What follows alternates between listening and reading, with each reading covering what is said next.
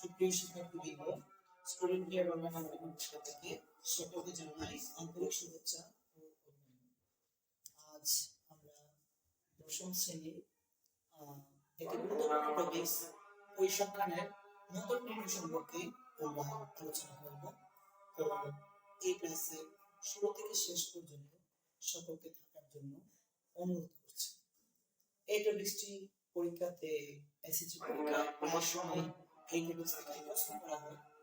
যারা এসএসসি পরীক্ষার্থী আছে তোমাদের জন্য এই বিষয়টি খুব গুরুত্বপূর্ণ। মনোযোগ দিয়ে এই ক্লাসটি করার জন্য চেষ্টা করবে।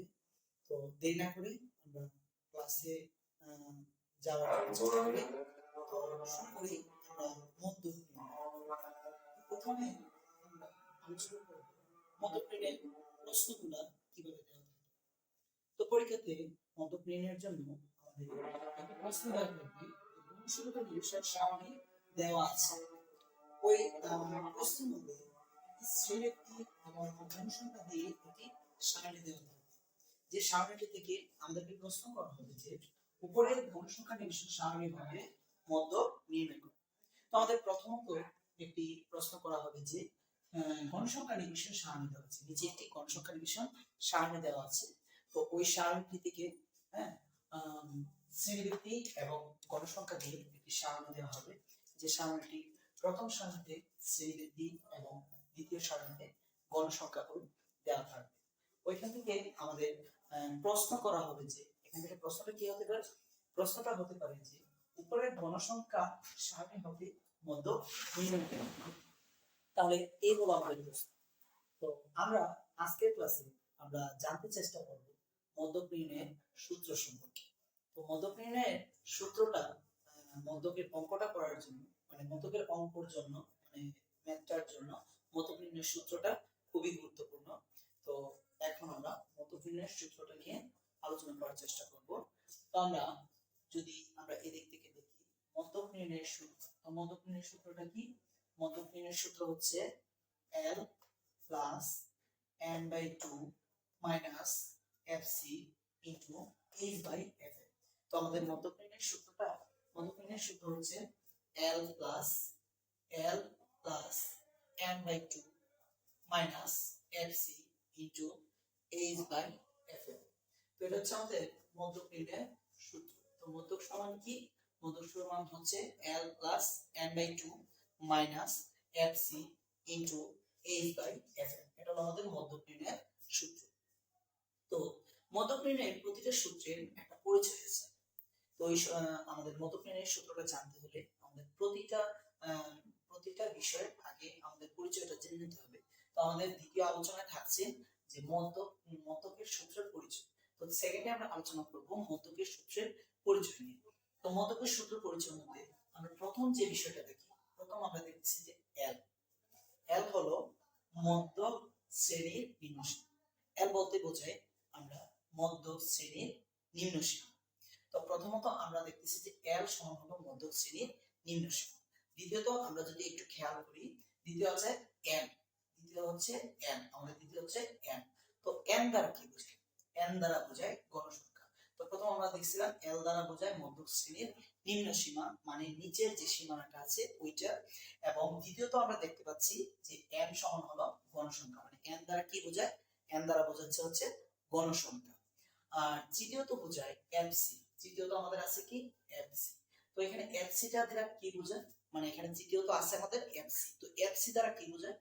fc দ্বারা বোঝাচ্ছে হচ্ছে যে মধ্যক শ্রেণীর পূর্ববর্তী শ্রেণীর যোজিত গণসংখ্যা। তার মানে এখানে আমাদের fc এর পরিচয়টা হচ্ছে মধ্যক যে শ্রেণীটা আছে, আমাদের যে মধ্যক নির্ণয়ের জন্য যে শ্রেণীটা আছে, মধ্যকের যে শ্রেণীটা আছে, মধ্যক শ্রেণীর পূর্ববর্তী শ্রেণী মানে মধ্যক শ্রেণীর যে আগের শ্রেণীটা আছে ওই শ্রেণীর মধ্যক শ্রেণীর পূর্ববর্তী শ্রেণী যোজিত গণসংখ্যা মানে হলো ক্রমযোজিত গণসংখ্যা, যেটাকে মানে fc দ্বারা ইন্ডিকেট করি বা নির্দেশ করি।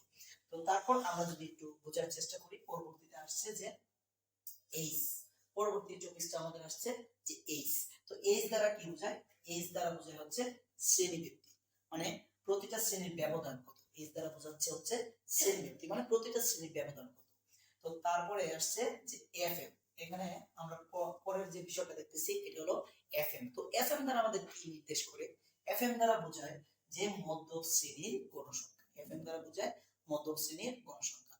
তার মানে মধ্যকটা যে শ্রেণীতে অবস্থিত ওই শ্রেণীর গণসংখ্যা। তাহলে মধ্যক শ্রেণীর গণসংখ্যা এফএম দ্বারা বোঝাচ্ছে হচ্ছে আমাদের মধ্যক শ্রেণীর গণসংখ্যা। তার মানে মধ্যক যে শ্রেণীতে অবস্থিত ওই শ্রেণীর গণসংখ্যা।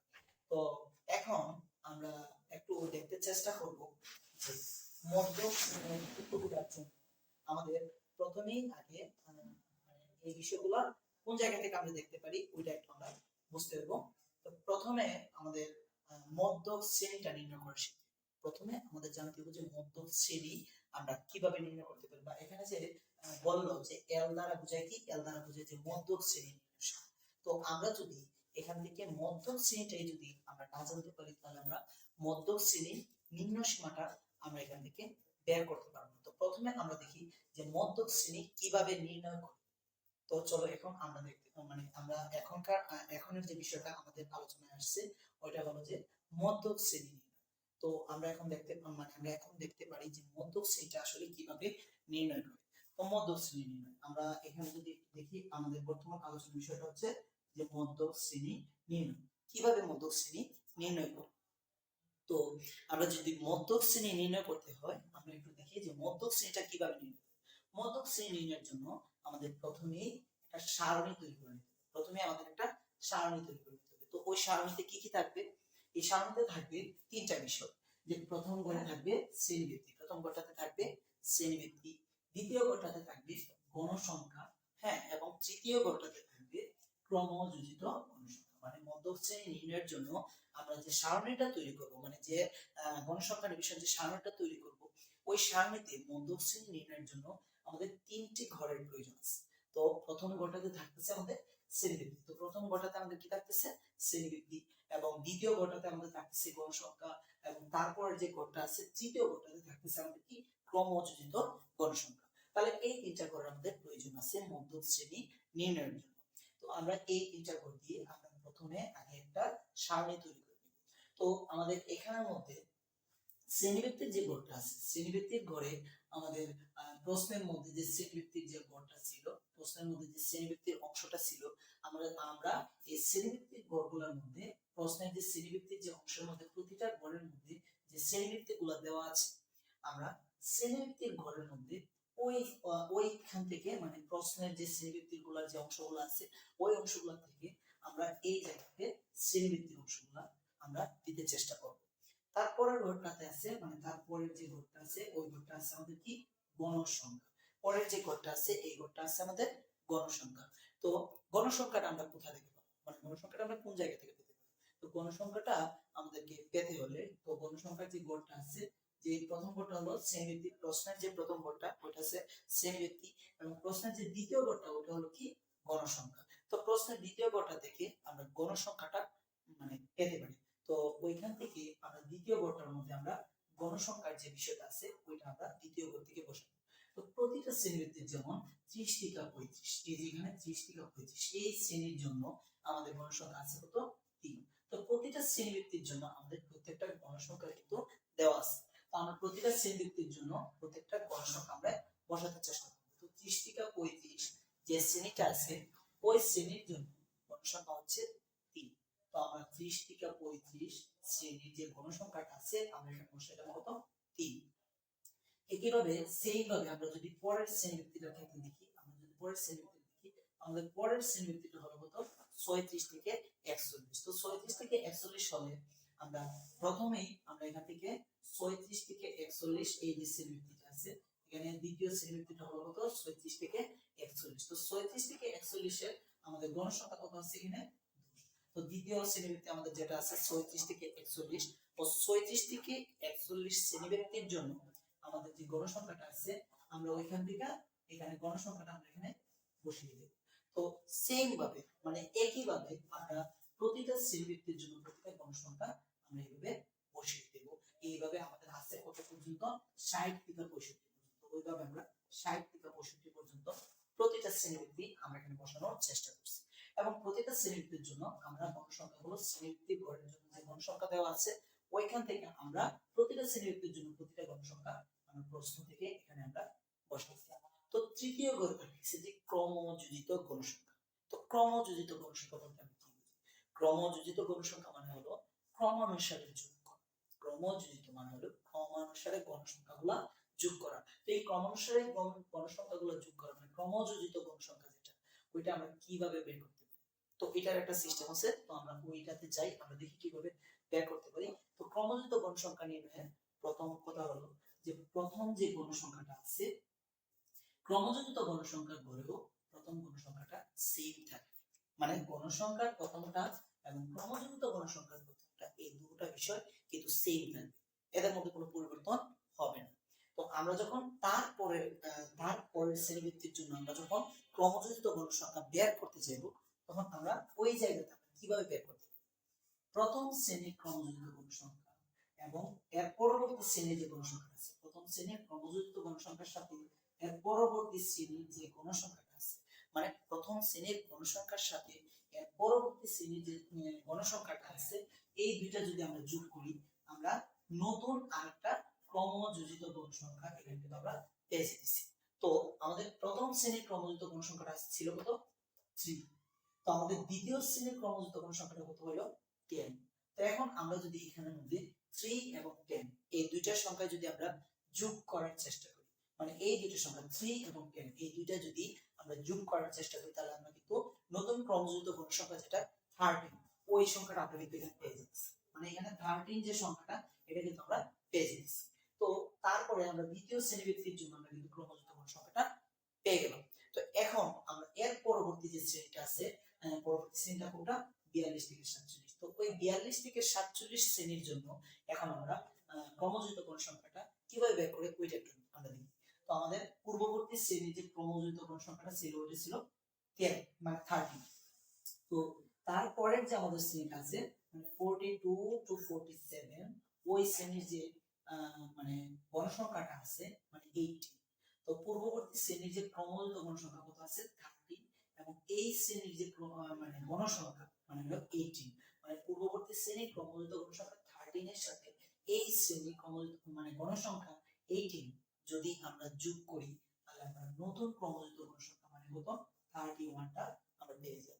তো এইভাবে আমরা প্রত্যেকটা শ্রেণীর জন্য আমরা এইভাবে গণসংখ্যার সাথে ক্রমযোজিত গণসংখ্যাগুলো আমরা আড়াআড়ি ভাবে মানে এইভাবে এই গণসংখ্যা মানে এই ক্রমযোজিত গণসংখ্যার সাথে আমরা এখানে গণসংখ্যাটা যোগ করার পরে আড়াআড়ি ভাবে যোগ করার পর আমরা নতুন গণসংখ্যাটা কিন্তু আমরা পেয়ে যেতেছি। তো এইভাবে আমরা ক্রমযোজিত গণসংখ্যাটা বের করতে পারি। তো এখান থেকে গণসংখ্যা যদি আমি সবগুলো যোগ করি, তাহলে আমি এখানে পাচ্ছি কত? 70। মানে যতগুলো গণসংখ্যা আছে সবগুলো গণসংখ্যা যোগ করার পর আমরা এখানে মোট গণসংখ্যাটা আমরা এখানে লিখতে হবে।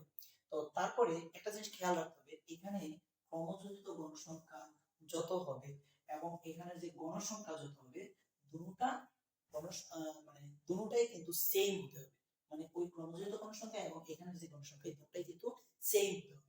তো এত সময় আমরা আলোচনা করলাম যে মধ্যক নির্ণয়ের জন্য যে সারণীটার প্রয়োজন হয়, মানে শ্রেণীভিত্তিক গণসংখ্যা এবং ক্রমযোজিত গণসংখ্যা দিয়ে যে সারণীটা প্রয়োজন হয়, ওই সারণীটা আমরা এত সময় তৈরি করার চেষ্টা করলাম।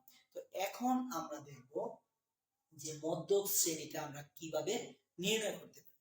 তো মধ্যক শ্রেণীটা নির্ণয় করতে হলে আমরা প্রথমে দেখব যে গণসংখ্যা কত আছে। আমাদের গণসংখ্যা এখানে n = কত? 70। মানে গণসংখ্যা আছে n = 70, মানে মধ্যক। তো মধ্যক মানে হলো কি, মধ্যের যে বিষয়টা আছে ওইটা, মানে মধ্যের যে সংখ্যাটা আছে।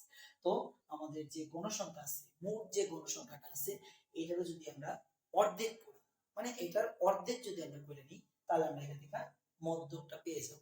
মানে মধ্যকটা কততম পদ, ওইটা কিন্তু আমরা পেয়ে যাব। তাহলে আমরা এখানে গণসংখ্যা ছিল 70, ওইটা যদি আমরা 2 দিয়ে ভাগ করে দিই, মানে n দ্বারা বোঝায় গণসংখ্যা, এটা যদি আমরা 2 দিয়ে ভাগ করে দিই, মানে গণসংখ্যাটা যদি আমরা অর্ধেক করে দিই, মানে গণসংখ্যা হলো 70, এটা যদি আমরা 2 দিয়ে ভাগ করে দিই, তাহলে আমাদের রেজাল্টটা মানে আসতেছে কত? 35।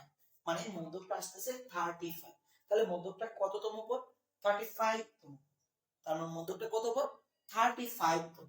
এবং এই 35 তম পদের অবস্থান, এই 35 তম মানে মধ্যকটা হইতেছে আমাদের 35 তম পদ। তো এখন এই 35 তম পদের অবস্থানটা কোন শ্রেণীতে আছে ওইটা আমাদের দেখতে হবে। 35 তম পদের অবস্থানটা আছে 48 থেকে 53 শ্রেণীতে। তো এই যে 35তম পদ, এই যে মধ্যক যে 35তম পদ, এই 35তম পদের অবস্থানটা হলো 48 থেকে মানে 48 থেকে 53 শ্রেণীতে। তাহলে এই 35তম পদের অবস্থান হলো 48 টু 53 শ্রেণীতে। তাহলে আমাদের মধ্যক শ্রেণীটা কত হচ্ছে 48 টু 53। তাহলে এই হলো আমাদের মধ্যক শ্রেণী। তো আমরা একটু এখান থেকে একটু দেখে নেব যে মধ্যক 35তম পদ মানে 35তম পদ, মধ্যক 35তম পদ আমরা এখান থেকে কিভাবে পাই এবং মধ্যক শ্রেণীর যে অবস্থানটা মানে 35তম পদের যে অবস্থানটা 48 টু 53 শ্রেণীতে যে 35তম পদের অবস্থান, এখন এখানে 35তম পদটা আমরা কিভাবে বের করব এবং 48 টু 53 যে শ্রেণীটা আছে ওইটা আমরা কিভাবে বের করব।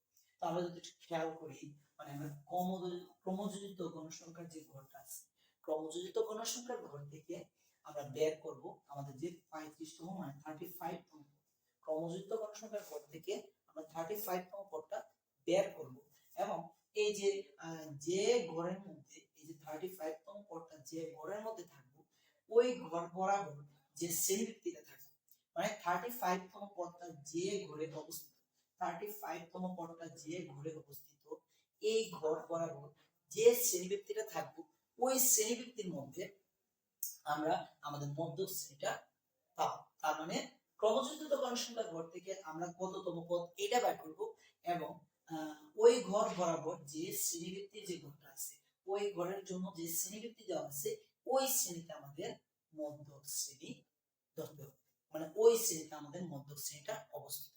তাহলে আমরা দেখি 35তম পদ মানে 35তম পদের অবস্থান আমরা কিভাবে পেতে পারি।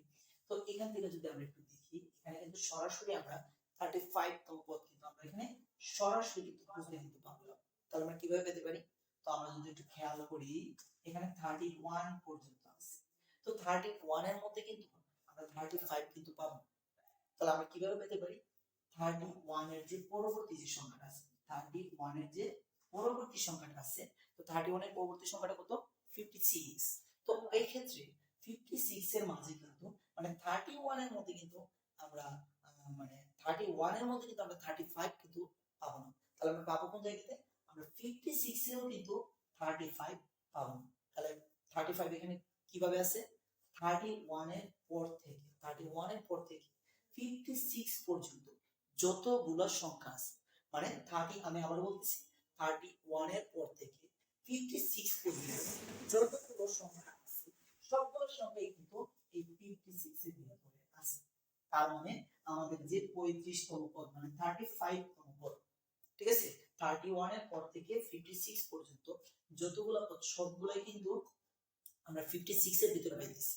তার মানে আমাদের মধ্যক যততম পদ মানে 35তম পদ মানে 35তম পদ যেটা ওইটাই কিন্তু আমরা 56 যে জায়গাতে আছে মানে যে শ্রেণীর মানে ক্রমযুক্ত গণসংখ্যাটা যে 56 ওই জায়গাতে কিন্তু আমরা 35টা পাইতেছি। তাহলে মধ্যক মানে 35তম পদের অবস্থা মানে 35তম পদটা আমরা এই ক্রমযুক্ত গণসংখ্যার যে ঘরটা আছে মানে 56 এই ঘরের মধ্যে আমরা কিন্তু 35 পাইতেছি।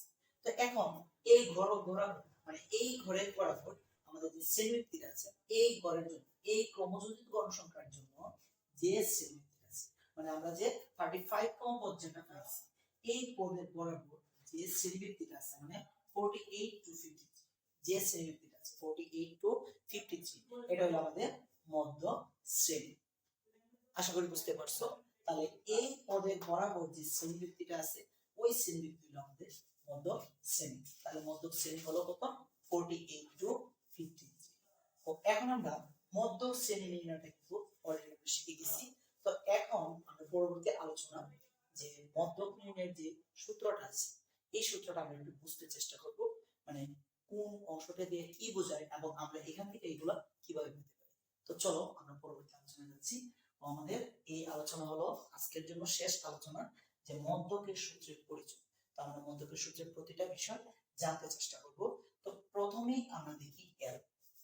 প্রথম আমরা যে বিষয়টা দেখতেছি এখানে কি আছে এল। তো এল দ্বারা কি বোঝায়, এল দ্বারা বোঝায় মধ্যক শ্রেণীর নিম্নসীমা। এল দ্বারা কি বোঝায় মধ্যক শ্রেণীর নিম্নসীমা। তাহলে মধ্যক শ্রেণীর নিম্নসীমা, তাহলে আমাদের মধ্যক শ্রেণী কোনটা, আমাদের মধ্যক শ্রেণী হলো 48 থেকে 53 মানে 48 টু 53। আমাদের মধ্যক শ্রেণী হলো 48 টু 53। তাহলে মধ্যক শ্রেণীর নিম্ন সীমা মানে নিচের যেটা আছে, মানে নিচে আমাদের কোনটা আছে 40, মধ্যক শ্রেণীর নিম্ন সীমা মানে নিচেরটা কত আছে 40 এবং উচ্চ সীমা মানে উপরটা কত 53। তাহলে মধ্যক শ্রেণীর নিম্ন সীমা মানে যে মধ্যক শ্রেণী আছে এই মধ্যক শ্রেণীর নিচের যে সংখ্যাটা আছে এটা হলো আমাদের মধ্যক শ্রেণীর নিম্ন সীমা, মানে 48 যেটা আছে এটা হলো আমাদের মধ্যক শ্রেণীর নিম্ন সীমা। তার মানে আমরা যদি একটু খেয়াল করি এল দ্বারা বোঝায় মধ্যক শ্রেণীর নিম্ন সীমা, তাহলে যেহেতু আমাদের মধ্যক শ্রেণী হলো 48 টু 53, তো যেহেতু মধ্যক শ্রেণী হলো 48 টু 53, আমাদের মধ্যক শ্রেণীর নিম্ন সীমা মানে এল এর মান, মধ্যক শ্রেণীর নিম্ন সীমা মানে এল এর মান হবে কত এখানে 48, এল এর মানটা হচ্ছে কত 48। তাহলে এটা আমরা বুঝতে পারলাম। পরবর্তী যে বিষয়টা আসতেছে এটা হলো গণসংখ্যা মানে এন এর মান। গণসংখ্যা মানে কার মান এন এর মান। তো এন দ্বারা কি নির্দেশ করে, এন দ্বারা নির্দেশ করে হচ্ছে গণসংখ্যা, মানে আমাদের এখানে গণসংখ্যাগুলো যোগ করার পর মোট যে গণসংখ্যা আমরা এখান থেকে পাইছিলাম, মানে গণসংখ্যার গড়গুলা সবগুলো সংখ্যা যোগ করার পর আমরা মোট যে গণসংখ্যা মানে n = 70, n = 70 আমরা যেখানে মোট গণসংখ্যা যেটা পাইছিলাম এখানে এটা মানে n দ্বারা বোঝায় হচ্ছে গণসংখ্যা, তার মানে n এর মান n = 70 এটা আমরা পাবো। আমরা এই বিষয়টা একটু বুঝতে পারলাম। তো তারপরে যদি আমরা একটু দেখি, তারপরে আমাদের পরবর্তী যে আলোচনাটা আছে এখানে এফস, পরবর্তী সংখ্যাটা আছে কি এফস। তো এফসি দ্বারা কি বোঝায়, মানে পরবর্তী যেটা আছে এটা কি এফসি। তাহলে এফসি দ্বারা আমাদের কি বোঝায়, এফসি দ্বারা এখানে আমি একটু যদি দেখাই, এফসি দ্বারা বোঝায় মধ্যক শ্রেণীর পূর্ববর্তী শ্রেণীর যোজিত গণসংখ্যা। তার মানে মধ্যক শ্রেণী যেটা আছে ওইটার পূর্ববর্তী শ্রেণী মানে আগের যে শ্রেণীটা আছে ওই শ্রেণীর যোজিত গণসংখ্যা। তাহলে আমরা যদি একটু খেয়াল করি মধ্যক শ্রেণী হচ্ছে আমাদের 48 থেকে 53 মানে 48 টু 53, এটা হলো মধ্যক শ্রেণী, মানে এইখানে যে শ্রেণীটা আছে 48 টু 53। তাহলে মধ্যক শ্রেণী হলো 48 টু 53 মানে 48 থেকে 53, এবং মধ্যক শ্রেণীর পূর্ববর্তী শ্রেণী মানে মধ্যক শ্রেণীর পূর্ববর্তী শ্রেণীটা কত 42 টু 47 মানে 42 থেকে 47, মধ্যক শ্রেণীর পূর্ববর্তী শ্রেণীটা হচ্ছে 42 থেকে 47 মানে 42 টু 47। তাহলে মধ্যক শ্রেণীর পূর্ববর্তী শ্রেণী যোজিত গণসংখ্যা, তাহলে মধ্যক শ্রেণী হলো 48 টু 53, পূর্ববর্তী শ্রেণী হচ্ছে 42 টু 47 মানে মধ্যক শ্রেণীর পূর্ববর্তী শ্রেণী, এটা হচ্ছে কি যোজিত গণসংখ্যা। তো 42 টু 47 এই যে মধ্যক শ্রেণীর যে পূর্ববর্তী শ্রেণীটা আছে এই মধ্যক শ্রেণীর পূর্ববর্তী শ্রেণীর যোজিত গণসংখ্যা মানে ক্রমযোজিত গণসংখ্যা। তো এই শ্রেণীর ক্রমযোজিত গণসংখ্যা আছে কত আমাদের 31। তো মধ্যক শ্রেণীর পূর্ববর্তী শ্রেণীর যোজিত গণসংখ্যাটা আছে 31, তার মানে যে শ্রেণীতে মধ্যক শ্রেণী অবস্থিত তার আগের যে শ্রেণীটা আছে মানে পূর্ববর্তী শ্রেণী ওই শ্রেণীর যে যোজিত গণসংখ্যা যেটা আছে মানে ক্রমযোজিত গণসংখ্যা মধ্যক শ্রেণীর এর আগের শ্রেণী মানে পূর্ববর্তী শ্রেণী মানে আগের শ্রেণীর যে ক্রমযোজিত গণসংখ্যা যে ঘটটা আছে ওই ক্রমযোজিত গণসংখ্যার যে সংখ্যাটা আছে এই সংখ্যাটা হলো আমাদের এফসি এর মান। তাহলে এই সংখ্যাটা আমাদের কার মান এফসি এর মান। তো আমরা এফসি এর মানটাও কিন্তু পেয়ে গেলাম। তো তার পরবর্তী আমাদের যেটা আছে পরবর্তী সংখ্যাটা কি আমাদের এখানে আমাদের পরবর্তী যেটা আছে এটা হলো এফএম, পরবর্তী যেটা আছে এটা হলো কি এফএম। তো আমাদের এফএম দ্বারা কি বোঝায়, এফএম দ্বারা বোঝায় মধ্যক শ্রেণীর গণসংখ্যা। তাহলে এফএম দ্বারা কি বোঝায় মধ্যক শ্রেণীর গণসংখ্যা, এফএম দ্বারা বোঝাইতেছে মধ্যক শ্রেণীর গণসংখ্যা। তার মানে আমাদের মধ্যক শ্রেণী কত 48 টু 53 মানে 48 থেকে 53 যাবে এটা আমাদের মধ্যক শ্রেণী, 48 থেকে 53 হলো আমাদের মধ্যক শ্রেণী। তাহলে মধ্যক শ্রেণী, তাহলে মধ্যক শ্রেণী আমরা কত আমাদের 48 টু 53 মানে 48 থেকে 53, তাহলে মধ্যক শ্রেণীর গণসংখ্যা। তাহলে এখানে এফএমটা কি মধ্যক শ্রেণীর গণসংখ্যা, তাহলে মধ্যক শ্রেণীর গণসংখ্যা কত আছে আমাদের 25 মানে 25, মধ্যক শ্রেণীর গণসংখ্যা কত আছে 25 মানে কত 25। তার মানে আমাদের এফএম মধ্যক শ্রেণী যেটা আছে যে শ্রেণীতে মধ্যক অবস্থিত মধ্যক শ্রেণী যেটা আছে এই শ্রেণীর গণসংখ্যা হলো আমাদের এফএম এর মান। তার মানে আমাদের এফএম এর মানটা কত দাঁড়াইতেছে 25 মানে হলো কত 25। তাহলে আমাদের এফএম এর মান হলো কত এখানে 25 মানে মধ্যক শ্রেণীর যে গণসংখ্যা যেটা আছে। তারপর হলো কি এইচ মানে হলো কি শ্রেণীবৃদ্ধি। তো আমরা আমাদের এখানে লাস্ট মানে এইচ হলো কি শ্রেণীবৃদ্ধি। তো শ্রেণীবৃদ্ধি কি মানে আমাদের যে শ্রেণীবৃদ্ধির যে বিষয়টা আছে এখানে যে শ্রেণীবৃদ্ধি আছে যেমন 5 শ্রেণীবৃদ্ধি বা 10 শ্রেণীবৃদ্ধি যেমন এখানে 30 থেকে 35 আছে, এখানে যে ব্যবধানটা আছে এবং 30 থেকে 35 পর্যন্ত আমাদের ব্যবধান আছে কত 6। তাহলে এই 6 হচ্ছে এখানে শ্রেণীবৃত্তি, তার মানে এইচ এর মান হলো কত 6। তাহলে এইচ দ্বারা কি বোঝায় শ্রেণীবৃত্তি, মানে এই শ্রেণীবৃত্তিটা হলো এই শ্রেণীবৃত্তি ঘরে যে যে শ্রেণীবৃত্তিগুলো দেওয়া আছে এই শ্রেণীবৃত্তিগুলোর ব্যবধানটা হচ্ছে এইচ এর মান, মানে শ্রেণীবৃত্তি এটা কত শ্রেণীবৃত্তি নেওয়া হচ্ছে বা কত ব্যবধান নেওয়া হচ্ছে এটা হলো আমাদের শ্রেণীবৃত্তির মান। তো আজকে আমাদের আলোচনা এখন পরবর্তী সম্পর্ক। আশা করি আমার ক্লাসটি সকলের ভালো লেগেছে। যদি আমার কোনো ভুল ত্রুটি হয় অবশ্যই সবাই কমেন্ট বক্সে জানাবেন এবং সকলের মতামত আশা করছি আমি সবাই সাথে আমি পরবর্তীতে এরকম আরো ক্লাস দেওয়ার চেষ্টা করব। সবাইকে স্টুডেন্ট কেয়ার অনলাইন একাডেমির পক্ষ থেকে সাথে থাকার জন্য জানাচ্ছি